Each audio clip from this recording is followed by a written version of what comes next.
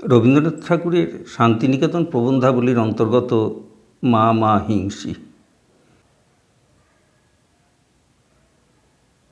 মানুষের সকল প্রার্থনার মধ্যে এই যে একটি প্রার্থনা দেশে দেশে কালে কালে চলে এসেছে, মা মা হিংসি, আমাকে বিনাশ করো না, আমাকে মৃত্যু থেকে রক্ষা করো।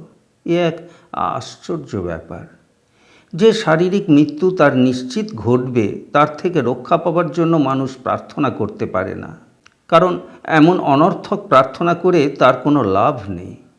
সে জানে মৃত্যুর চেয়ে সুনিশ্চিত সত্য আর নেই।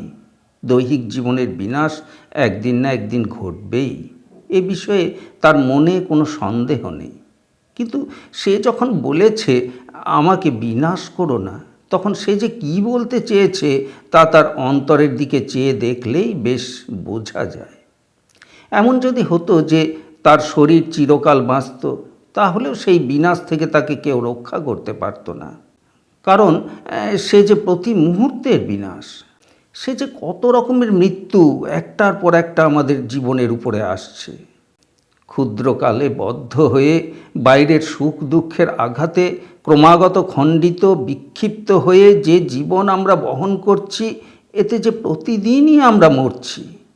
যে গণ্ডি দিয়ে আমরা জীবনকে ঘিরে রাখতে চেষ্টা করি, তারই মধ্যে জীবন কত মরা মরছে, কত প্রেম, কত বন্ধুত্ব মরছে, কত ইচ্ছা, কত আশা মরছে।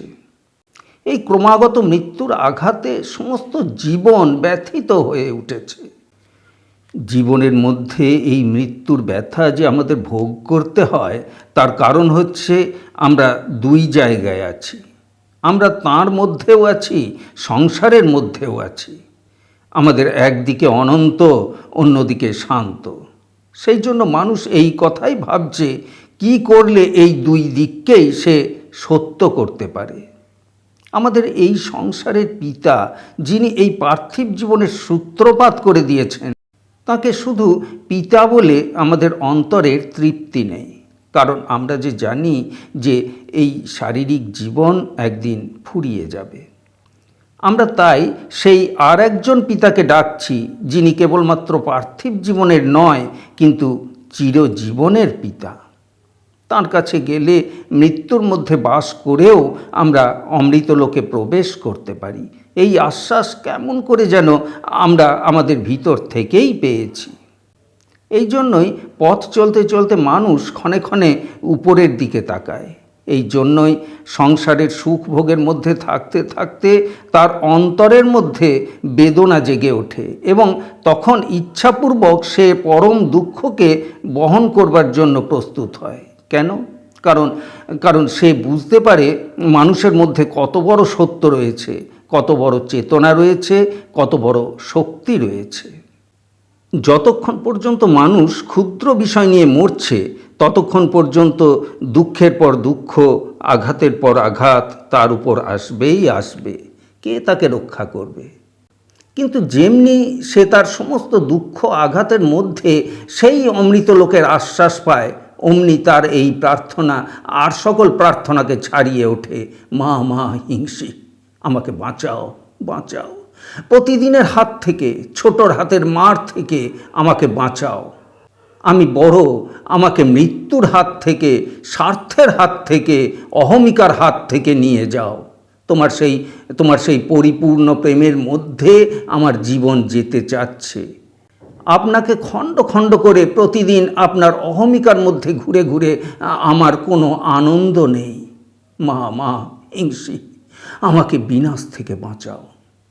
যে প্রেমের মধ্যে সমস্ত জগতে মানুষ আপনার সত্য স্থানটিকে পায়, সমস্ত মানুষের সঙ্গে তার সত্য সম্বন্ধ স্থাপিত হয়, সেই পরম প্রেমটিকে না পেলে মানুষকে কে বেদনা ও আঘাত থেকে রক্ষা করতে পারে? তখন তার উপর আঘাত নানা দিক থেকে ক্রমাগতই আসবে। পাপের দহন তাকে দগ্ধ করে মারবে। এই জন্যই সংসারের ডাকের উপর আর একটি ডাক জেগে আছে, তোমার ভিতর দিয়ে সমস্ত সংসারের সঙ্গে যে আমার নিত্য সম্বন্ধ, সেই সম্বন্ধে আমায় বাঁধো, তাহলেই মৃত্যুর ভিতর থেকে আমি অমৃতে উত্তীর্ণ হতে পারব। পিতা ন বোধি, পিতা তুমি বোধ দাও। তোমাকে স্মরণ করে মনকে আমরা নম্র করি। প্রতিদিনের ক্ষুদ্রতা আমাদের ঔদ্ধত্যে নিয়ে যায়। তোমার চরণতলে আপনাকে একবার সম্পূর্ণ ভুলি। এই ক্ষুদ্র আমার সীমায় আমি বড় হয়ে উঠছি এবং পদে পদে অন্যকে আঘাত করছি। আমাকে পরাভূত করো তোমার প্রেমে, এই মৃত্যুর মধ্যে আমাকে রেখো না। হে পরম লোকের পিতা, প্রেমেতে ভক্তিতে অবনত হয়ে তোমাকে নমস্কার করি এবং সেই নমস্কারের দ্বারা রক্ষা পায়। তা না হলে দুঃখ পেতেই হবে, বাসনার অভিঘাত সহ্য করতেই হবে। অহংকারের পীড়ন প্রতিদিন জীবনকে ভারগ্রস্ত করে তুলবে। যতদিন পর্যন্ত ক্ষুদ্রতার সীমার মধ্যে বদ্ধ হয়ে আছি, ততদিন পাপ পুঞ্জীভূত হয়ে উঠে বিকট মূর্তি ধারণ করে চতুর্দিককে বিভীষিকাময় করে তুলবে। সমস্ত ইউরোপে আজ এক মহাযুদ্ধের ঝড় উঠেছে। প্রতিদিন ধরে গোপনে গোপনে এই ঝড়ের আয়োজন চলছিল। অনেক দিন থেকে আপনার মধ্যে আপনাকে যে মানুষ কঠিন করে বদ্ধ করেছে, আপনার জাতীয় অহমিকাকে প্রচণ্ড করে তুলেছে, তার সেই অবরুদ্ধতা আপনাকেই আপনি একদিন বিদীর্ণ করবে। এক জাতি নিজ নিজ গৌরবে উদ্ধত হয়ে সকলের চেয়ে বলীয়ান হয়ে উঠবার জন্য চেষ্টা করেছে। বর্মে চর্মে অস্ত্রে শস্ত্রে সজ্জিত হয়ে অন্যের চেয়ে নিজে বেশি শক্তিশালী হবার জন্য তারা ক্রমাগতই তলোয়ারে শান দিয়েছে। পিস কনফারেন্স, শান্তি স্থাপনের উদ্যোগ চলেছে। সেখানে কেবলই নানা উপায় উদ্ভাবন করে নানা কৌশলে এই মারকে ঠেকিয়ে রাখবার জন্য চেষ্টা হয়েছে। কিন্তু কোনো রাজনৈতিক কৌশলে কি এর প্রতিরোধ হতে পারে? এ যে সমস্ত মানুষের পাপ পুঞ্জীভূত আকার ধারণ করেছে, সেই পাপই যে মারবে এবং মেরে আপনার পরিচয় দেবে। সে মার থেকে রক্ষা পেতে গেলে বলতেই হবে, মা হিংসী, পিতা তোমার বোধ না দিলে এ মার থেকে আমাদের কেউ রক্ষা করতে পারবে না। কখনো এটা সত্য হতে পারে না যে মানুষ কেবলমাত্র আপনার ভিতরেই আপনার সার্থকতাকে পাবে। তুমি আমাদের পিতা, তুমি সকলের পিতা, এই কথা বলতেই হবে। এই কথা বলার উপরেই মানুষের পরিত্রাণ। মানুষের পাপের আগুন এই পিতার বোধের দ্বারা নিভবে, নইলে সে কখনোই নিভবে না। দাবানলের মতো সে ক্রমশ ব্যাপ্ত হতে হতে সমস্ত ছারখার করে দেবে। কোনো রাজমন্ত্রী কূটকৌশল জাল বিস্তার করে যে সে আগুন নেভাতে পারবে তা নয়। মার খেতে হবে, মানুষকে মার খেতেই হবে। মানুষের এই যে প্রচণ্ড শক্তি, এ বিধাতার দান। তিনি মানুষকে ব্রহ্মাস্ত্র দিয়েছেন এবং দিয়ে বলে দিয়েছেন, যদি তুমি একে কল্যাণের পথে ব্যবহার করো তবেই ভালো, আর যদি পাপের পক্ষে ব্যবহার করো তবে এই ব্রহ্মাস্ত্র তোমার নিজের বুকেই বাজবে। আজ মানুষকে পীড়ন করবার জন্য নিজের এই অমোঘ ব্রহ্মাস্ত্রকে ব্যবহার করেছে। তাই সে ব্রহ্মাস্ত্র আজ তারই বুকে বেজেছে। মানুষের বক্ষ বিদীর্ণ করে আজ রক্তের ধারা পৃথিবীতে প্রবাহিত হয়ে চলবে। আজ কে মানুষকে বাঁচাবে? এই পাপ, এই হিংসা মানুষকে আজ কি প্রচণ্ড মারবে, তাকে এর মার থেকে কে বাঁচাবে? আমরা আজ এই পাপের মূর্তি যে কি প্রকাণ্ড তা কি দেখব না?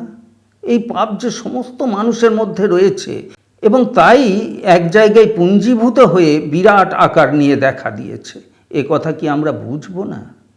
আমরা এই দেশে প্রতিদিন পরস্পরকে আঘাত করছি, মানুষকে তার অধিকার থেকে বঞ্চিত করছি, স্বার্থকে একান্ত করে তুলছি। এ পাপ কতদিন ধরে জমছে, কত যুগ ধরে জমছে। প্রতিদিনই কি আমরা তারই মার খাচ্ছি নে? বহু শতাব্দী থেকে আমরা কি কেবলই মরছি নে? সেই জন্যই তো এই প্রার্থনা, মা হিংসী, বাঁচাও, এই বিনাশের হাত থেকে বাঁচাও। এই সমস্ত দুঃখ শোকের উপরে যে অশোক লোক রয়েছে, অনন্ত অন্তের সম্মিলনে যে অমৃতলোক সৃষ্ট হয়েছে, সেইখানে নিয়ে যাও। সেইখানে মরণের উপরে জয়ী হয়ে আমরা বাঁচব, ত্যাগের দ্বারা, দুঃখের দ্বারা বাঁচব। সেইখানে আমাদের মুক্তি দাও। আজ অপ্রেম ঝঞ্ঝার মধ্যে, রক্তস্রোতের মধ্যে এই বাণী সমস্ত মানুষের ক্রন্দনধ্বনির মধ্যে জেগে উঠেছে। এই বাণী হাহাকার করতে করতে আকাশকে বিদীর্ণ করে বয়ে চলেছে। সমস্ত মানব জাতিকে বাঁচাও, আমাকে বাঁচাও, এই বাণী যুদ্ধের গর্জনের মধ্যে মুখরিত হয়ে আকাশকে বিদীর্ণ করে দিয়েছে। স্বার্থের বন্ধনে জর্জর হয়ে, রিপুর আঘাতে আহত হয়ে এই যে আমরা প্রত্যেকে পাশের লোককে আঘাত করছি ও আঘাত পাচ্ছি, এই প্রত্যেক আমির ক্রন্দনধ্বনি একটা ভয়ানক বিশ্বযজ্ঞের মধ্যে সকল মানুষের প্রার্থনারূপে রক্তস্রোতে গর্জিত হয়ে উঠেছে। মা মা হিংসি, মরছে মানুষ, বাঁচাও তাকে। কে বাঁচাবে? পিতা নহসি, তুমি যে আমাদের সকলের পিতা, তুমি বাঁচাও, তোমার বোধের দ্বারা বাঁচাও। তোমাকে সকল মানুষ মিলে যেদিন নমস্কার করব, সেই দিন নমস্কার সত্য হবে। নইলে ভুলুণ্ঠিত হয়ে মৃত্যুর মধ্যে যে নমস্কার করতে হয়, সেই মৃত্যু থেকে বাঁচাও। দেশ দেশান্তরে তোমার যত যত সন্তান আছে, হে পিতা, তুমি প্রেমে ভক্তিতে কল্যাণে সকলকে একত্র করো তোমার চরণতলে। নমস্কার সর্বত্র ব্যাপ্ত হোক। দেশ থেকে দেশান্তরে, জাতি থেকে জাতিতে ব্যাপ্ত হোক। বিশ্বানি দুরিতানি পরাশুভ, বিশ্বপাপের যে মূর্তি আজ রক্তবর্ণে দেখা দিয়েছে, সেই বিশ্বপাপকে দূর করো। মা মা হিংসি, বিনাশ থেকে রক্ষা করো। 20 শ্রাবণ 1321।